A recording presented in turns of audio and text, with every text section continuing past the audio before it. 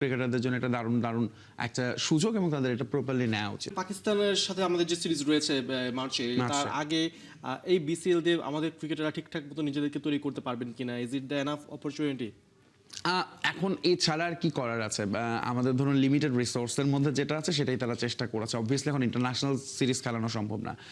International সিরিজটা শুরুই হবে মার্চে পাকিস্তানের সঙ্গে, যেমনটা আপনি বললেন। তার আগে আসলে যতটা সম্ভব, যেহেতু এই লম্বা সময় এখন কিন্তু বাংলাদেশ দলে খেলার কথা, ভারতে বা শ্রীলঙ্কায় গিয়ে বিশ্বকাপ, সেটা যখন খেলা হচ্ছে না, লম্বা সময় ক্রিকেটারদের আসলে ব্যস্ত রাখার একটা চেষ্টা করেছে বাংলাদেশ ক্রিকেট বোর্ড, এবং আমার মনে হয় এটা অবশ্যই দরকার ছিল। অবভিয়াসলি আপনি যে কোনো খেলার মধ্যে থাকলে এবং যে কোনো রেজাল্টই আসলে একটা আপনাকে কনফিডেন্স বুস্ট আপ করবে।